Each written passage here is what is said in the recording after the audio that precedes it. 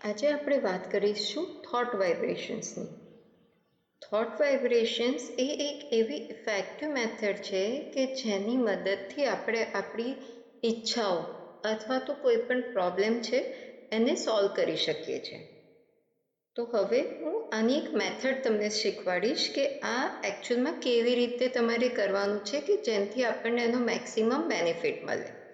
હવે law of એટ્રેક્શનમાં vibration thought વાઇબ્રેશનને ઇફેક્ટિવ બનાવવા માટે એક સ્પેસિફિક ટાઈમ છે.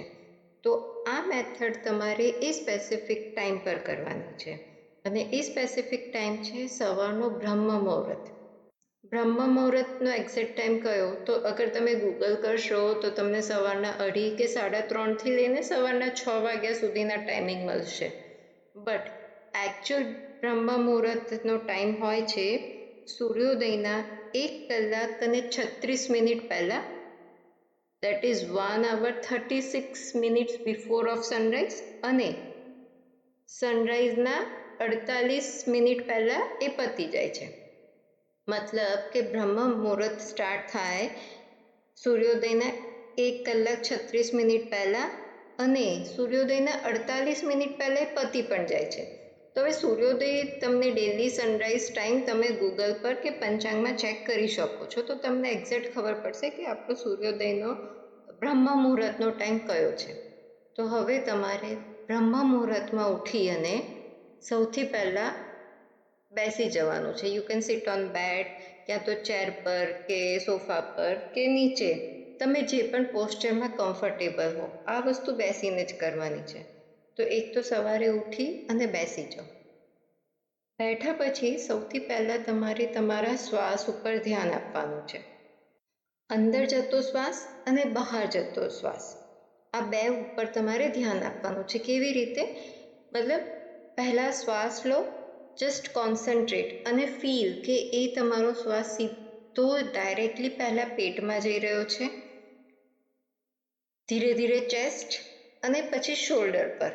તો આવી રીતે તમારે એ વસ્તુ ફીલ કરવાની છે. અને સેમ વે તમારો શ્વાસ બહાર તમે એક્સેલ કરી રહ્યા છો, સૌથી પહેલાં શોલ્ડરમાંથી, પછી લંગ્સમાંથી અને પછી પેટમાંથી. આવી રીતે તમારે 4 to 5 ટાઈમ્સ કરવાનું છે કે જેથી તમે એક રિલેક્સેશન મૂડમાં આવી જાઓ.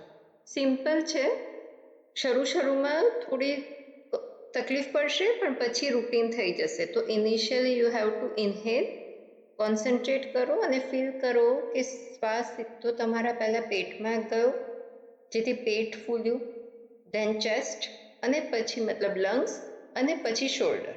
સેમ એક્સેલમાં પહેલાં શોલ્ડર રિલેક્સ, લંગ્સ રિલેક્સ અને પછી સ્ટમક રિલેક્સ. આ 4 to 5 ટાઈમ્સ કર્યું. હવે તમારે કરવાનું છે શ્વાસને રોકવાનું છે.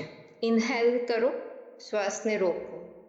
બહુ જ હાઈપર થઈને નથી કરવાનું, જ્યાં સુધી તમે રોકી શકો ત્યાં સુધી જ રોકવાનો છે. અને એ શ્વાસને રોકતી વખતે તમારે તમારા થોટને યાદ કરવાનો છે.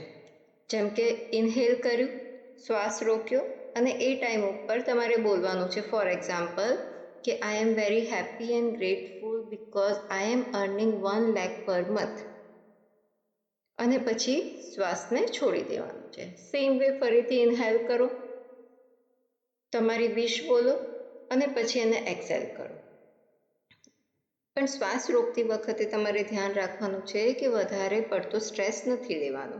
અને હા, અગર તમે હાર્ટ કે બીપીના પેશન્ટ હો તો સૌથી પહેલાં ડૉક્ટરની સલાહ લેજો, પછી આ કરજો, એ પહેલાં ના કરતા. આ વસ્તુને તમારે 10 મિનિટ કરવાની છે ફોર કન્ટિન્યુઅસ 21 ડેઝ. પણ શરૂમાં અગર 10 મિનિટ એકસાથે ના થઈ શકે તો મેક્સિમમ જેટલી મિનિટ કરી શકો એટલું કરો, પણ એને એક્સટેન્ડ કરો ટિલ 10 મિનિટ્સ. મતલબ ટાર્ગેટ હોવો જોઈએ કે મારે 10 મિનિટ સુધી પહોંચવાનું છે. ફર્સ્ટ ડે શક્ય નહીં થાય પણ ધીરે ધીરે થશે. તો આના માટે તમે એલાર્મ સેટ કરો 10 મિનિટનું અને પછી આ વસ્તુ સ્ટાર્ટ કરો, તો તમને ખબર પડશે કે તમે કેટલી મિનિટ સુધી કરી શક્યા.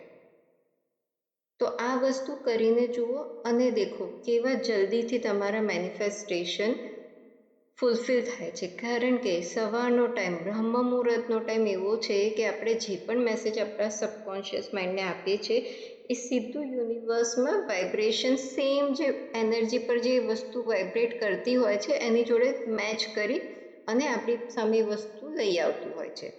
તો તમારે જે પણ વિશ છે કે જે પણ પ્રોબ્લેમ છે લાઈફમાં કે હેલ્થ ઇશ્યુઝ છે, તો એને આ ટાઈમે આવી રીતે થોટ કરીને બોલો અને પછી જુઓ કેવા મિરેકલ્સ તમારી લાઈફમાં થાય છે.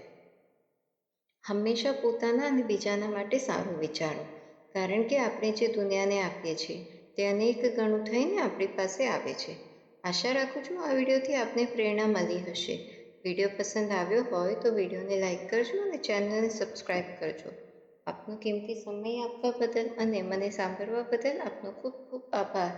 ફરી મળીશું નેક્સ્ટ વિડીયોમાં.